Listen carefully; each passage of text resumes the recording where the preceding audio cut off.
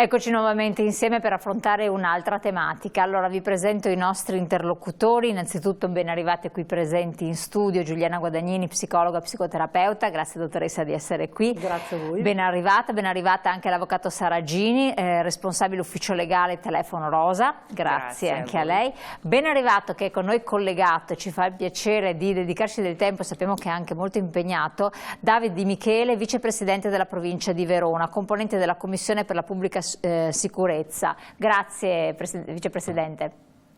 Grazie a lei e a tutti i telespettatori. Per parlare di cosa i nostri ospiti? Per parlare di baby gang. Ebbene sì, ne abbiamo trattato anche in altre situazioni, abbiamo approfondito questo tema, ma sembra non debba diminuire, non debba smettere, cessare. Cosa sono, da chi sono composte queste baby gang? Dietro quali motivazioni e impulsi agiscono? Quali sono i territori dove si muovono e con quali logiche, se si può parlare in qualche modo di logica? Cosa si sottende dietro questi ragazzini? Sono minori, sono ragazzi molto giovani, c'è anche una famiglia, ci sono delle famiglie, ne sono a conoscenza, che comportamenti è bene tenere, cosa prevede la legge, quali sono anche in qualche modo le sanzioni che possono essere comminate, ma che reati commettono.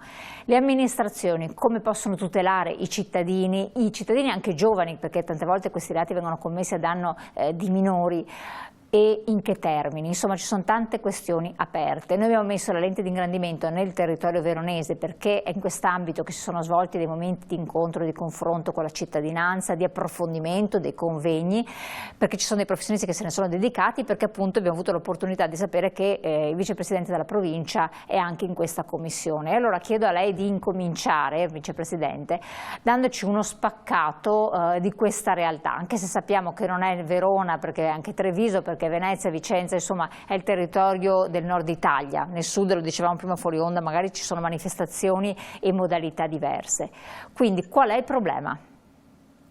Sì, intanto buonasera e ringrazio per l'invito. Diciamo che sicuramente è un problema che negli anni è stato sottovalutato, ma che adesso sta diventando sempre più una priorità. Verona, devo dire che da parte delle forze dell'ordine c'è tantissima attenzione e anche prevenzione. Lo sa la dottoressa Guadagnini, proprio con le forze dell'ordine abbiamo fatto una stesura di un protocollo d'intesa per andare alle scuole, per cercare di sensibilizzare i nostri ragazzi a quelli che sono i rischi di entrare in un vortice che possa avere degli aspetti penali, perché vorrebbe dire rovinare la propria vita, la propria prospettiva occupazionale e anche la famiglia. Sono importanti tutte queste anche trasmissioni per cercare di parlare e far capire ai nostri ragazzi quelle che sono le regole del comportamento, rispetto delle persone, rispetto verso le istituzioni, rispetto verso gli anziani, le forze dell'ordine, gli insegnanti e cose che appunto in una generazione come quella di adesso sicuramente sono entrate un po' più in difficoltà. Devo dire che anche recentemente sono stati fatti una serie di convegni anche con la polizia, con tutte le forze dell'ordine per cercare di far sistema, per far squadra. Il nuovo questore ha messo anche come priorità una maggior filiera, parlo di Verona chiaramente, ma anche cercare di coinvolgere i genitori. Perché grossi dei problemi, io a Verona la delega di restrizione, negli anni ho capito che sicuramente nascono appunto dal nucleo familiare, dal contesto in cui vivono questi ragazzi che ovviamente cercano in questi gruppi una maggior visibilità, spesso non vengono da situazioni di disagio, parlo economico, ma hanno anche famiglie alle spalle di grande professionalità, però noi dobbiamo attenzionarli, vuol dire cercare soprattutto i genitori di ritornare ad essere dei formatori, degli educatori, dialogare con i propri ragazzi, ascoltarli, spesso si danno in mano gli smart, i telefoni, dove praticamente tutta la giornata sono lì impegnati, quindi manca quel colloquio, quel dialogo che magari nelle vecchie generazioni c'era un po' di più. E soprattutto gli insegnanti devono essere maggior attenti. Aspetta che abbiamo perso un attimo il collegamento, vediamo di recuperarlo. Mentre stiamo cercando di recuperare il vicepresidente, eccolo qua, lei stava dicendo attenti, anche gli insegnanti devono essere attenti a che cosa? Sì, gli insegnanti devono essere attenti sicuramente a capire eventuali criticità del ragazzo. Vi racconto brevemente questo aneddoto. Era stato segnalato ad un insegnante ai propri genitori e al dirigente scolastico il caso di un ragazzo quando l'insegnante aveva dei problemi perché faceva fatica in classe, non era più solare come una volta, e i genitori da subito avevano sottovalutato questo problema, finché si sono resi conto che anche in famiglia non dialogava più come una volta, non voleva partecipare a delle feste con coetanei, non voleva andare più a scuola, e da lì si era capito che quello che era stato segnalato dall'insegnante era qualcosa di vero, cioè il ragazzo in una particolare fermata era oggetto di angherie, di sopraffazioni chiaramente che lo turbavano e quindi gli creavano queste problematiche ad andare a scuola.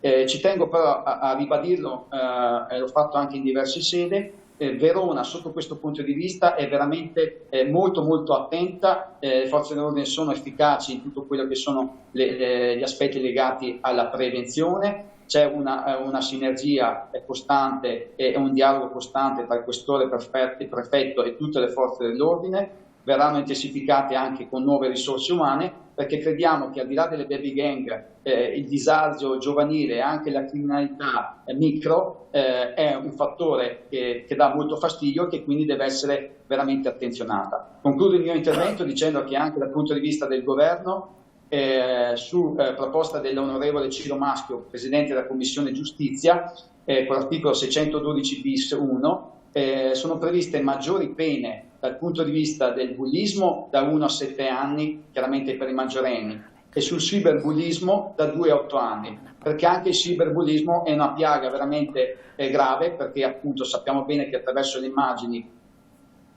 Infatti, no, ma questo è pesantissimo, si è interrotto di nuovo il collegamento.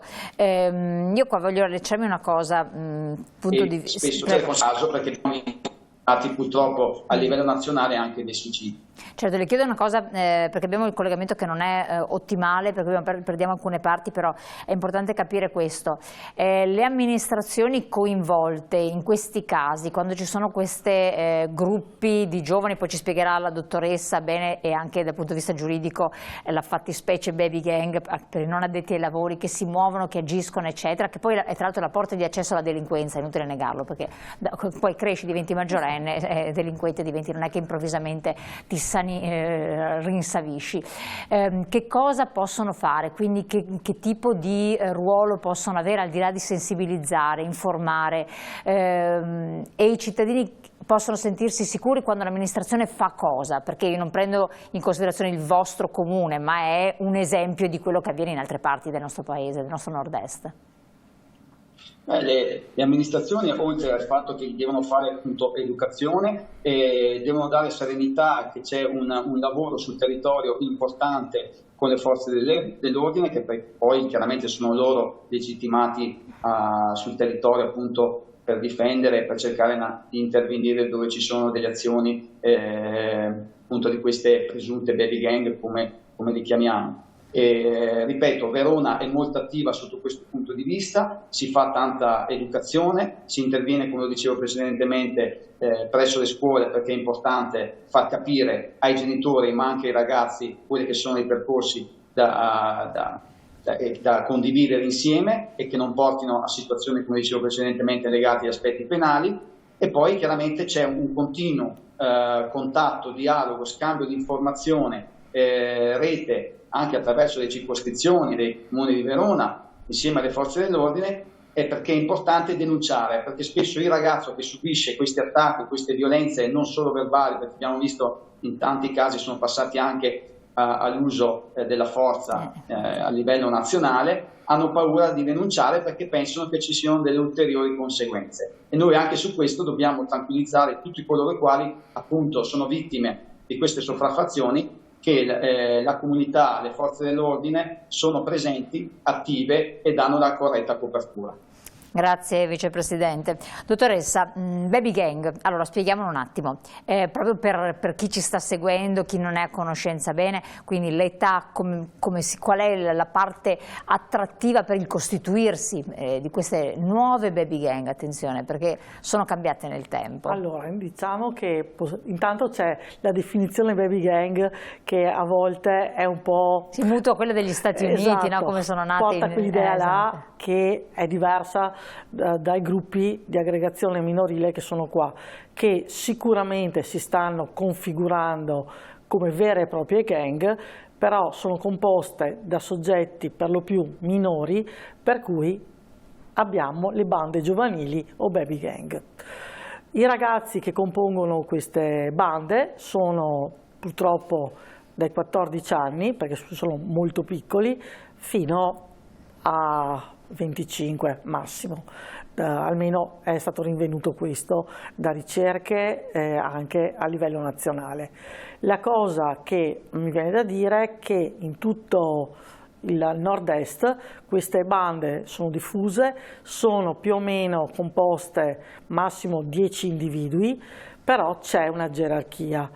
C'è una gerarchia a seconda di chi fonda la banda, di chi magari ha più contatti con qualche maggiorenne, per portare la gang a esercitare un potere sul mercato della droga, diciamo, piuttosto che microprostituzione, piuttosto che cercare di affermarsi facendo micro rapine o altro.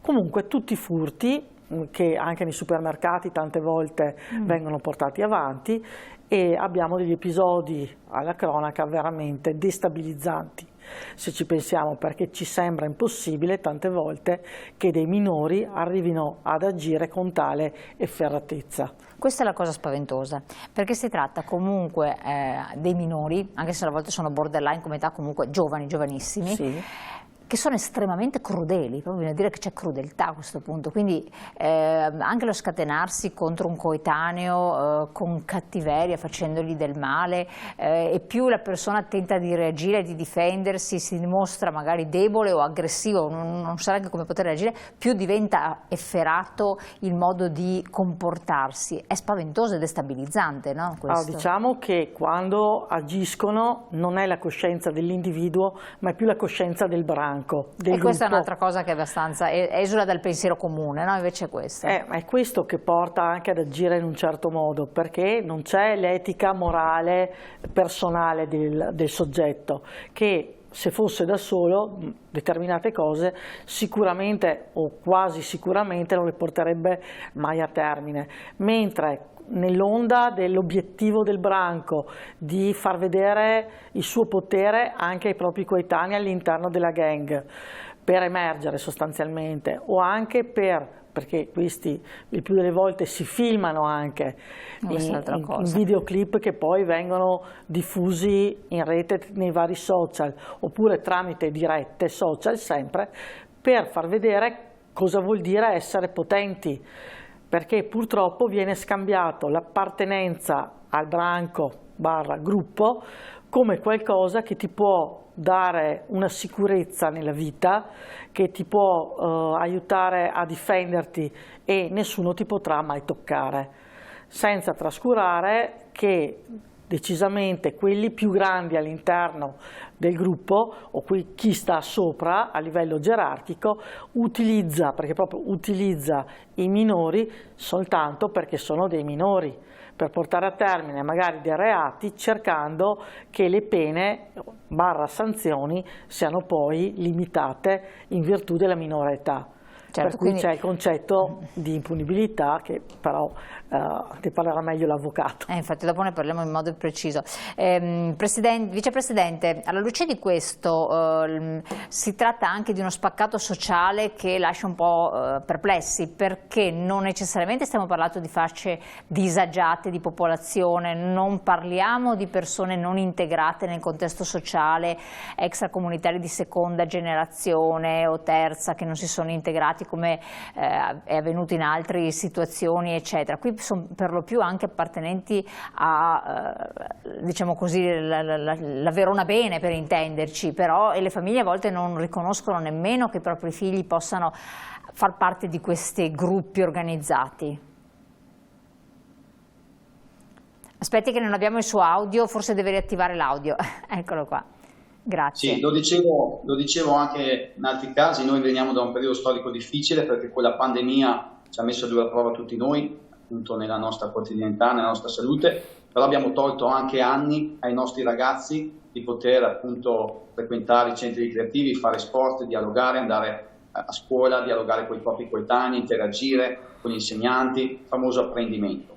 Diceva bene lei, noi spesso ci troviamo in situazioni dove anche i furti riguardano cose futili, e quindi lì alla base vuol dire proprio che c'è un senso di dimostrare, di non rispettare le regole, quelle che sono le normative, avere visibilità che non è vincolante a un particolarmente status familiare oppure economico. Lì bisogna riflettere, perché vuol dire che, come dicevo anche in precedenza, c'è un malessere soprattutto per quanto riguarda gli aspetti legati, si chiama così, la socializzazione primaria, quindi legate al nucleo familiare, ai genitori, che spesso anche per situazioni economiche, perché chiaramente dovute anche alle necessità, magari non seguono come dovrebbero il proprio figlio, non riescono a dare quelle direttive, oppure sono spesso troppo amici dei propri figli. Ecco, sotto questo punto di vista dobbiamo ritornare ad essere veramente genitori e non amici, cioè nel senso essere comprensivi, ascoltare quando occorre, necessita, ma anche essere severi e duri quando è giusto farlo.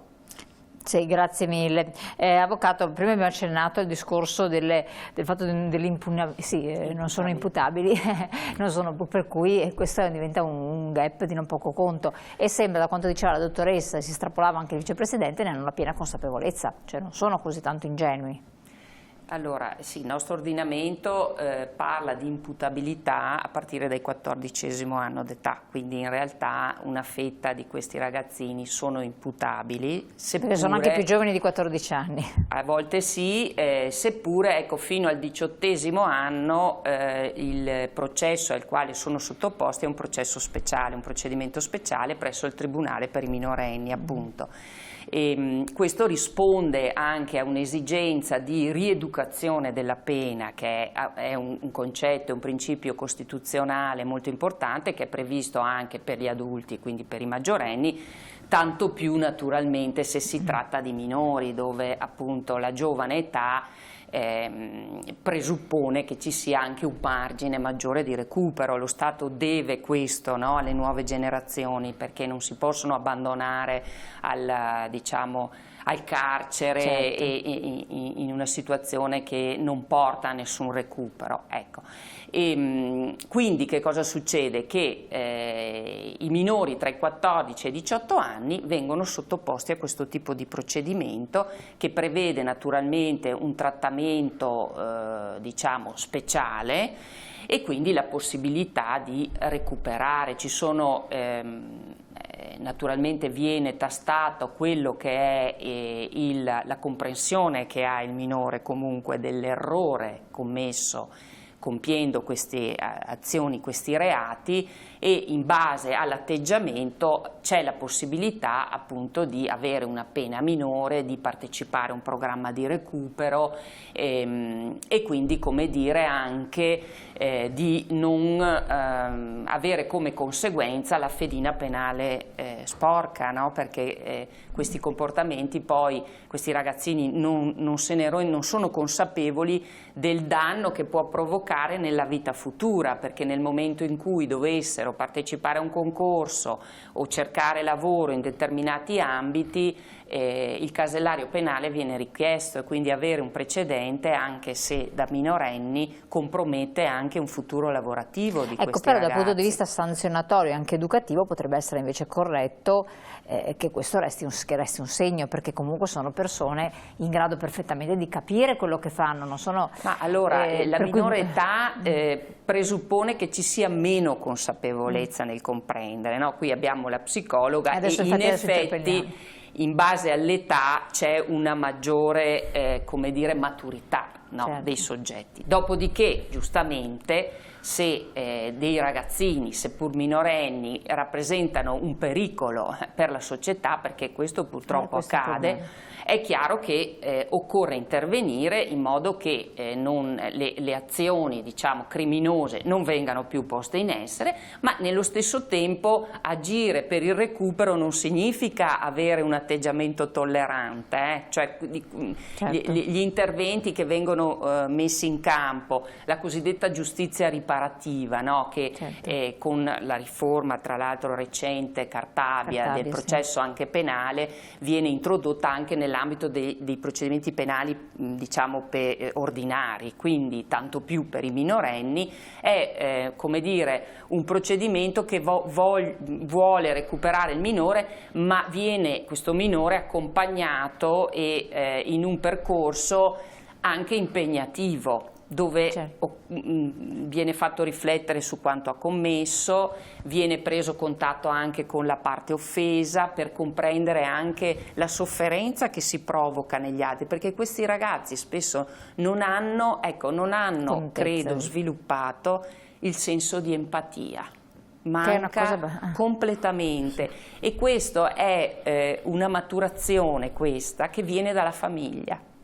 Non è la scuola o altre agenzie comunque importanti nella crescita e come dire, nella maturazione dei nostri ragazzi, no? Però è proprio parte dalla famiglia, l'acquisizione della comprensione, no, dell'altro, del porsi nei panni dell'altro, che in queste situazioni non c'è.